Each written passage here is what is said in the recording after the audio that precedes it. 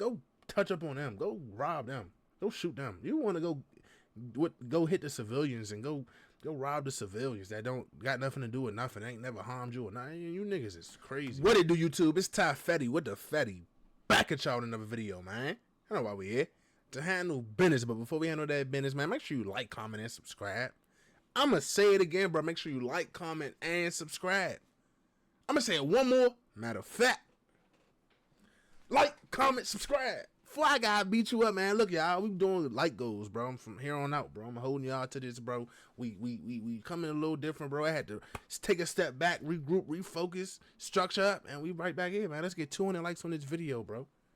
The likes let me know what y'all like and don't like, bro. So if y'all like this content, if y'all like the music video reactions, man, like the video, bro.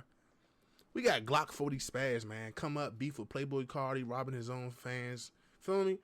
And now, me personally, I listen to Glokk40. Like, I call him Glokk40.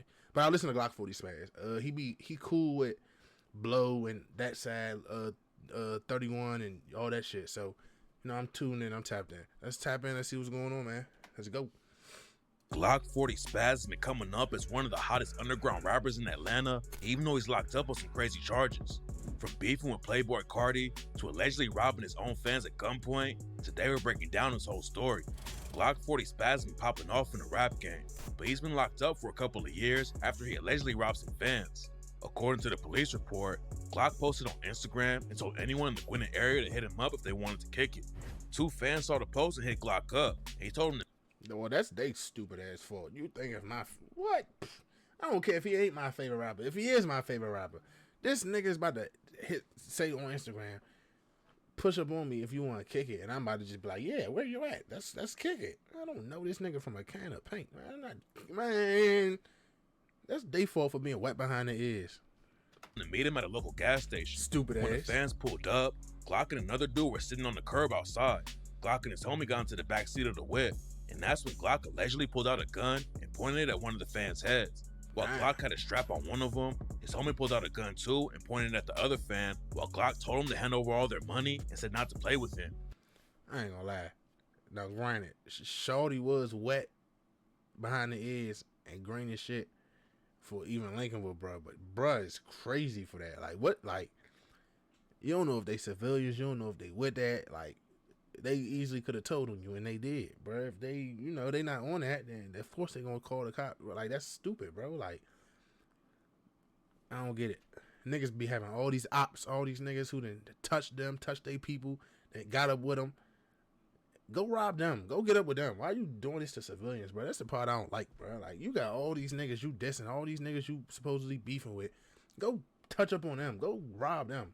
Go shoot them. You want to go hit the civilians and go rob the civilians that don't got nothing to do with nothing, ain't never harmed you or nothing. You niggas is crazy, bro. While they were holding the dudes at gunpoint, Glokk allegedly grabbed a bag from one of the fans and stole around $200 in cash from him. After it went down, the cops looked at security footage from the area but didn't actually see anything happening. But they still booked Glokk for the robbery though, and it turns out that he was already out on bond and on house arrest for another case. Damn. They hit him with charges for armed robbery, assault, and possession of a knife or a firearm. I ain't gonna lie, bro. I call this shit spade for spade, bro. That's what his dumb ass get. I hope they cook his stupid ass, bro. You need to go sit down, bro. You retarded. Dumb. That's just stupid. And Glock's been locked up ever since. But there actually might be more to the story though. According to rumors, the dudes who made the police report against Glokk40Spaz weren't actually fans. They were allegedly dealers that tried to rob Glokk. And when the situation went left for them, they decided to switch up their story and tell the cops they were robbed. Now, if that's the case, if that's really true, they weird. Man, he hit his ass with the Uno reverse card and they told when the whole time they was plotting to do the same thing. That he just up quicker than him. Man, that's why I stay in the house, bro. That's why I tell y'all the streets ain't it, bro. It's shit like this happening, bro. Niggas real loud want to rob you. You rob them first and they tell. Man, you niggas crazy. Glokk40Spaz was already popping off in the rap game when the situation went down. And a lot of people think there's no way he was out there robbing fans for a couple $100, especially because he was already on house arrest and wouldn't want to pick up another charge. Even if Glokk didn't rob some innocent fans though, he's been in and out of jail for a long time. Glokk got active in the streets early, and when he was a kid, he started getting locked up in juvie. Back in the day, Glokk40Spaz repped a gang called 4CH, aka Four Corner Hustlers. 40 started in Chicago, but ended up spreading all over the country. And Glock shouted out the set on tracks like Round Here when he rapped, "Slit my throat before I talk to the Jakes." 40 dropping rakes. Ain't no pocket watching, cause we get too much cake. Then at some point, Glock started repping the Goodfellas mob, aka GF. GF was allegedly started as a prison gang back in the 2000s by a dude named Frankie Osama. GF is allegedly mostly active on the inside, but they started running the streets outside too. Back in the day, GF was in the same apartment complex as another set called PFK. Some people say they were basically the same gang for a while, but then some personal drama sparked a deadly beef between them. According to rumors, it all started when a high-ranking dude from GF named Capo Noob started hooking up with the baby mama of a dude named Lil Marlo. Marlo is Lil Baby's best friend, and is the one who convinced Lil Baby to start rapping back in the day. Marlo was allegedly affiliated with PFK, and rumors say he put a hit out on Capo Nuke for hooking up with his baby mama. Capo Nuke was killed first, then in 2020, Lil Marlo was shot to death on the highway, and rumors say GF took him out for getting Capo Nuke murdered. Glokk40Spaz allegedly started repping GF after he went to prison for the first time, and that's when he started shouting him out on tracks like Be Right Back when he raps, "Mob shit, 7-6, and that's just that. Give a fuck with a nigga bang, nigga no cap. Snatch a rap nigga chain, leave his face in his lap. GF till I die, pussy boy I'm stamped. Baby life vampire, nigga fuck your camp." And this is why I also say that the gang shit, like the gang bang, that's like, maybe I just don't understand it because it ain't no gangs where I'm from, bro. It's just straight your hood, where you from, where you grew up, and what you feel me? Like, it ain't no, like, I don't know, bro. Like, you could just say you full CH one day, and then next year you could say you GF. Like, niggas don't care about that, bro. It ain't no, like, niggas stay, like, I don't understand it, bro. I don't get it. I don't get the whole gang politics, bro, because it don't make sense, bro. That's like me saying, fuck it, I'm blood today. Next week I'm Crip, or next year I'm Crip. Fuck it. That would look crazy, right? It's the same thing to me. I don't get it. Glock also has his own crew called EBG, aka Everyday Band Gang, but it's allegedly just a music collective and not a real set.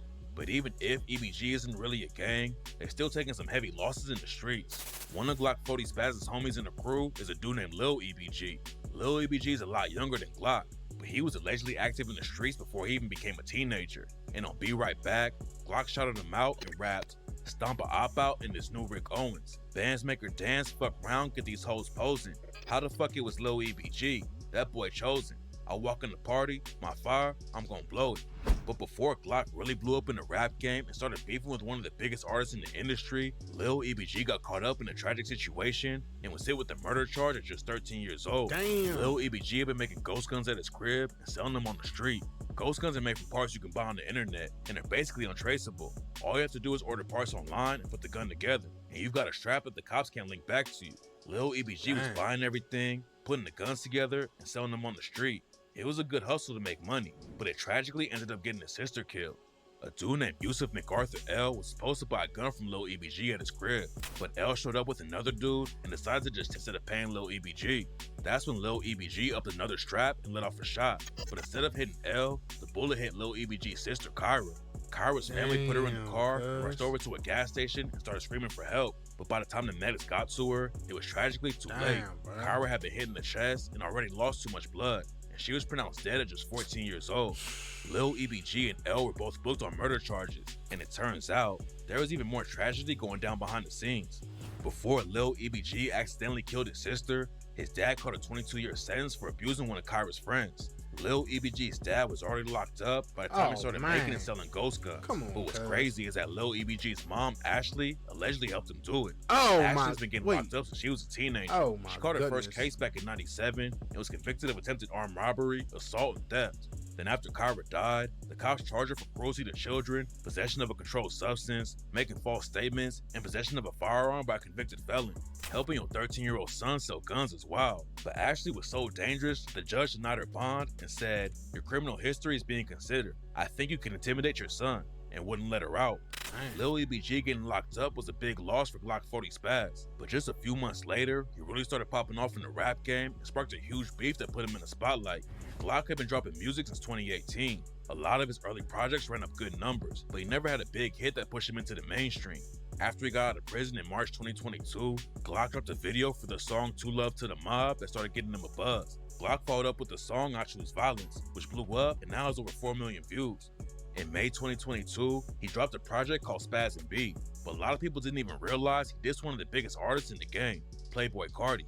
On the track Von Don't Matter, Glokk rapped, "My bitch so bad, she look like a Barbie, Playboy bunny, fuck Playboi Carti, and fuck that nigga. You know I'm a real vamp, we don't be fake vamp, niggas be weird out the womb." But then just a couple months later, Glokk40Spaz posted a DM he got from Opium's creative director. Opium is a label that Playboi Carti started back in 2019. After Glokk posted about the label, rumors were going around he's about to sign with them. But then Glokk caught the robbery charges and went to jail. While Glokk was locked up, Opium's creative director tweeted his name. But then another dude from Opium named Homicide Bino squashed the rumors about Glokk signing and wrote, "You say anything." Then, a couple months later, news broke that Glokk had officially signed with Columbia Records, even though he was locked up. Fans thought Glokk signing with Opium would have been a huge win, but a lot of them don't know there's real street beef going down behind the scenes, and Glokk was never going to sign with Carti. When Carti blew up, he was never acting like a street rapper, but he's got heavy ties to a blood set in Atlanta called Backstreet Homicide. It's not clear if Carti was ever active in the trenches, but he got wrapped up with Homicide's beef with a gang called Front Street Henchmen and a rapper from there named Ola Run. Everything allegedly started when Ola Run started beefing with a dude named Big Bank. Big Bank is a legend in Atlanta and runs a label called Duct Tape Entertainment. Big Bank has ties to some of the biggest stars in the city, and he's the reason Lil Marlo and Lil Baby started rapping. Big Bank is also cool with Homicide, and that's where the issues with Ola Run started.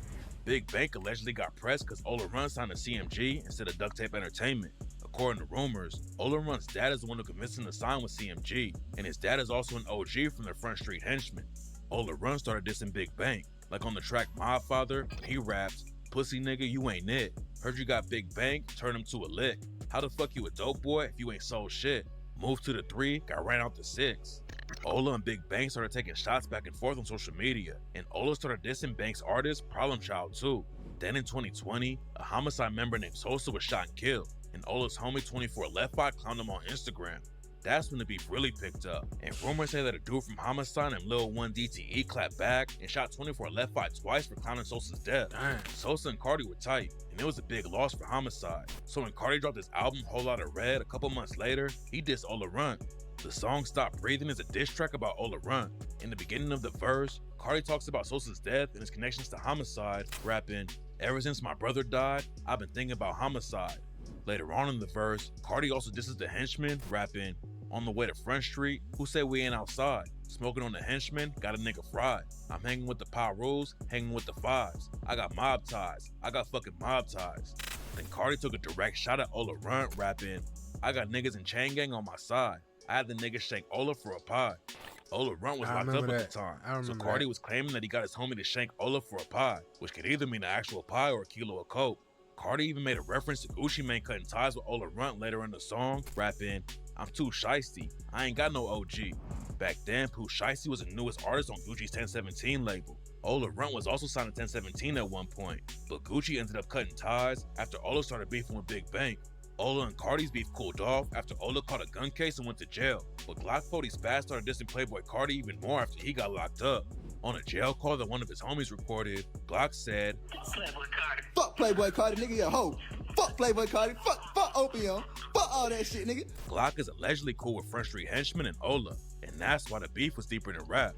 After he got locked up, Glokk did an interview and said he never talked to Carti about a deal and said that it was real street beef going on with them.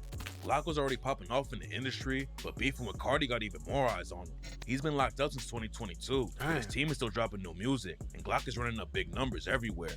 It sounds like Glokk40Spaz is ready to leave the trenches behind too and just focus on music. During his interview from jail, Glokk said he's gonna leave Atlanta and move out to LA to avoid all the drama. It's not clear when he'll be coming home, but if he keeps the momentum up when he's behind bars, Glokk could come back and really take over the game. I ain't gonna lie, like, your best bet is to just move. Like, as anybody though, like, especially if you're in the streets, bro, and you got something that you could make it out with, something that could feed yourself with, something that you can feed your family with, leave, bro. Don't try to go downtown and where you from and get a little high rise. Don't try to move to the suburbs of where you from.